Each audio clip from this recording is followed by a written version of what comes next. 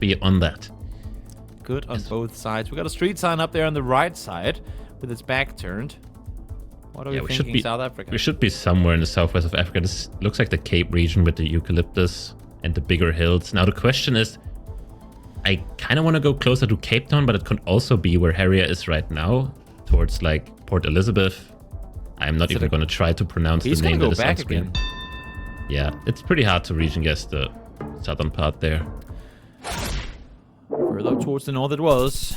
But I mean, again, it's the small points here. And for Stefan right now, coming into round 8, he really needs to start chipping some of that health bar off on Harrier if he wants to have a chance to bring it home. We said it coming into it. If you win moving, you might go out 1-2. And so far, it looks like Harrier is going to bring this one home. If, that is, he can take out the final 1800 health on Stefan. Yeah, pretty standard round here. I kind of like Stefan's guess here. It could also just be just north of Mount Kenya, for all I know. The question is, will Stefan have the courage to commit? Because if he is wrong, he instantly loses the game. Exactly. Because, I mean, if he either has the road or he loses the game. It's a gamble. And does he have the confidence? Does he have the confidence? Thinking it over. Does he go further south? Does he commit to it? He commits and it's wrong! And that should be game 4.5 times multiply. And yes, in fact, it will be 2-1. Harrier turns it around and brings it home. Yeah, turns it around again. Again, moving is overrated. Why win moving when you're going to lose the entire 2 games after that? I mean, you're getting 1 point, but at what cost? You're losing out on a single point after that. So, yeah. It really has been the tale for today outside of, I suppose, 1 or 2 specific matchups. It's been pretty wild how momentums have shifted in the games today, and with Harrier winning now as well. Yep. Literally.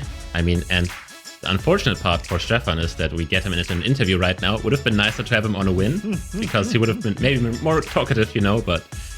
Yeah, I mean, I feel like even in losing situations, there's a lot for us to take away. There's a lot for him, obviously, to take away from games like that. And that's oftentimes where you get the best answers, because you're looking at a player who's obviously instantly his mind goes to what could I have done to do differently in this game? How could I have won rounds that I didn't? It's going to be interesting to hear from him in just a short moment, as I believe we will see, yes, here we see the leaderboards, the matches that took place. Here as well as Clement took on Mada, able to get himself a 2-1 win there, and Yannick losing 2-0 to Spaghetti. So Spaghetti really having himself a great day today. Yeah, I mean, Spaghetti beating Blinky and Yannick. He'll be happy with that, and maybe, you know, climb those rankings. Was pretty far down, but I imagine he might be like, you know, place 22 now or 25, and that's already a big improvement. Solid 6-point day. He'll be well satisfied with that. Hopefully he can keep that momentum going on into next week's matches here as well. But overall, I feel like today's games have been incredibly interesting. I mean, especially starting up with a 2-1. I mean, Spaghetti over Blinky.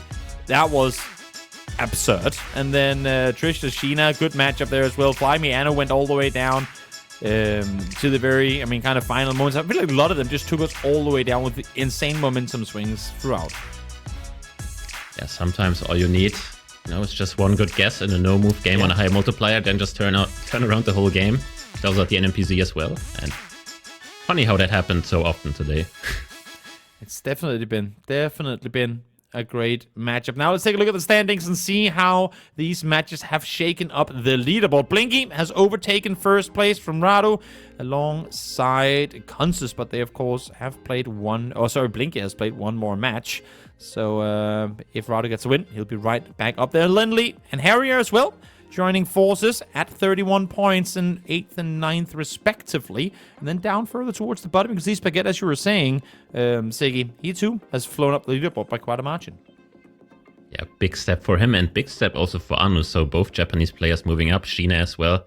I mean, it's always a bit biased because not everyone is playing in the same time slot. So, technically, if you win a single point, you might move up regardless of how your opponents did or how the neighbors did.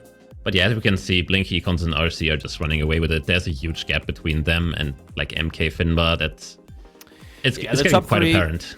Top 3, unless if they, and we just cannot expect that to happen. Yes, Blinky loses against Spaghetti earlier today, but we can't expect that to happen on repeat to an extent where teams that are, or players that are outside top 3 will realistically catch up. I know there's still 11 weeks left to play, and of course a lot of players today that haven't played yet, but even with that catch up now is looking, if not impossible, then close there too.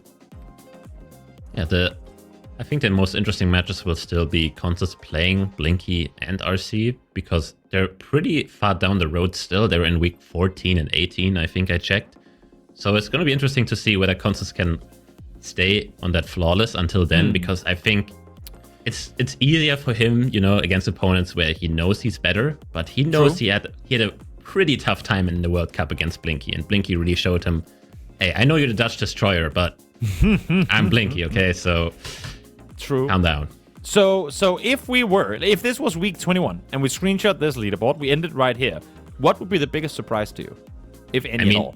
I mean, it's just unfair because of some matches played. I think Armani will not be this far down on the leaderboard at the end. I just don't see that happening.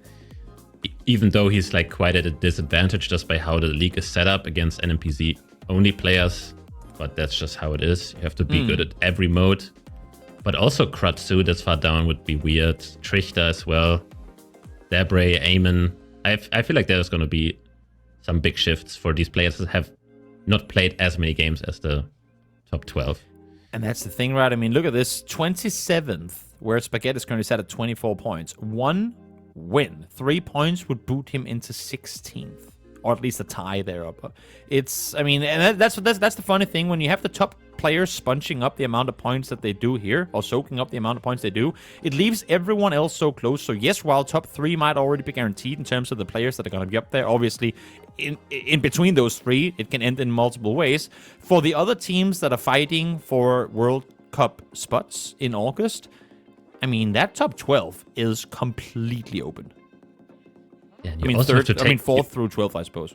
You also have to take into account that you don't only earn points from the World League, but also from the regional majors, which will take a big part in it. Because in the rules, it states that if you are the winner of the regional, regardless of how far down you are on this leaderboard, you will qualify for the World Cup 100%.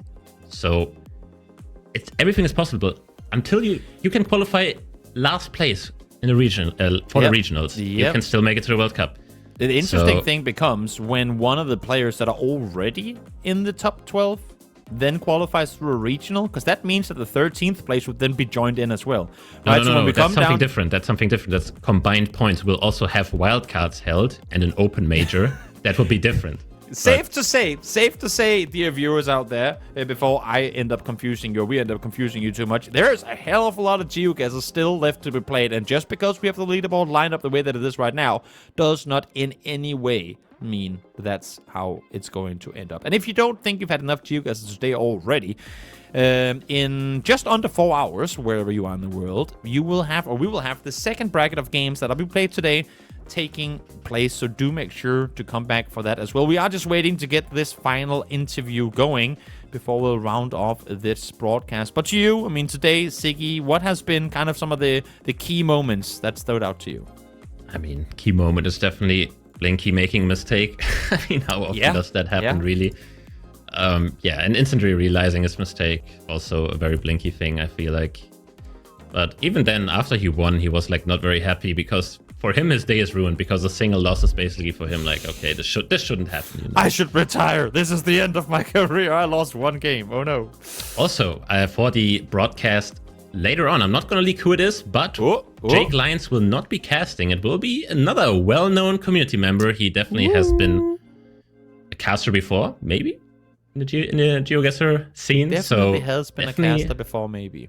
Yeah. Like so, and he might be the only person who has a deeper voice in the cast. So I mean, with how much you're not trying to leak it, you're definitely trying to say if you know who it is, you know who it is. But if you don't know who it is, you don't know who it is.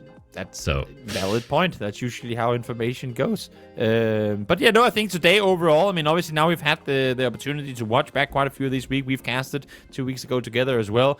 I think we're still seeing incredible improvement, and it's weird to say because these players are already absolutely insane. Of course, there are certain players like your Blinky, Consus, Rado, who it's really limited how much better they can get in just like a 1 week perception sort of thing.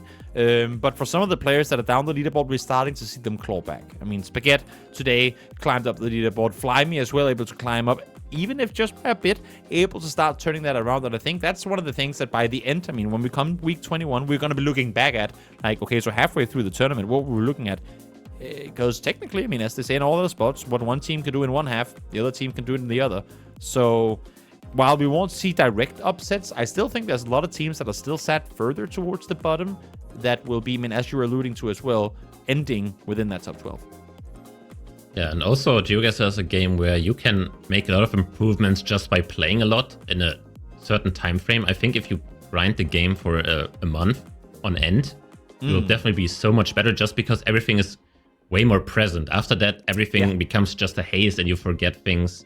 So even though people like RC, Blinky, Constance have so much experience under the belt, somebody who just grinds a lot, somebody like Harrier, can become very, very good at the game very, very quickly just because it's all very, very newly fresh. Yeah. Everything is on his mind. He thinks about locations. I mean, as we saw in the Anu versus Flyme game, if you haven't had a location in the recent time in Kenya that looks like this, you will not get that location. It's just not possible.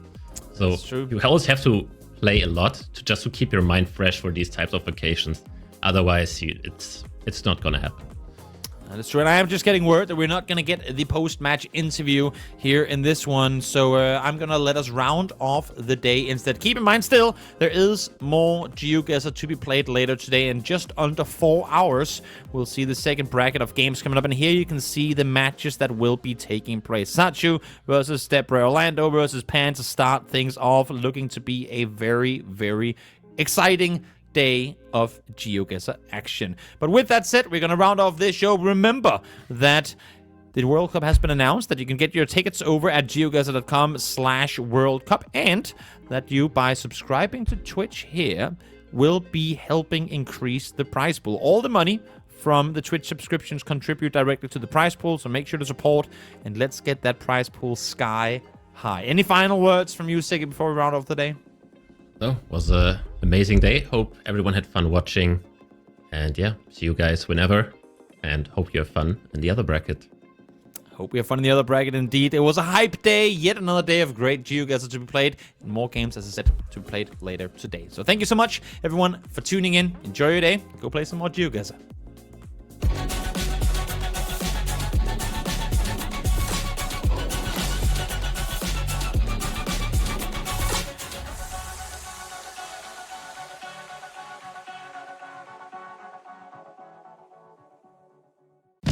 Thanks, GeoGuessr, for letting me become part of your world so quickly, and that I got a chance to see Blinky lift the trophy after that insane grand final.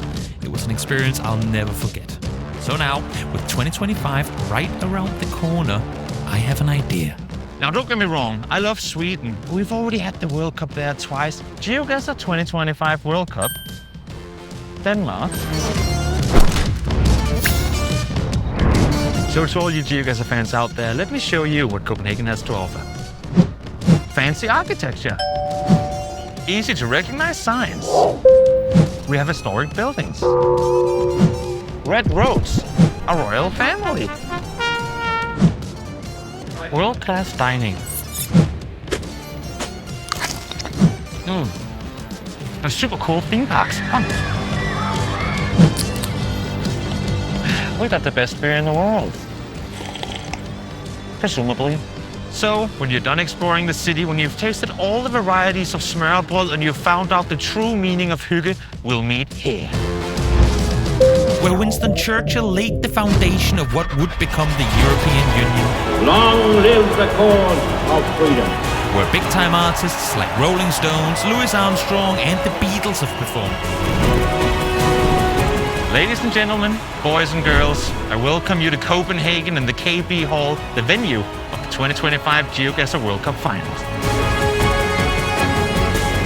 Oh, and there will be a bar.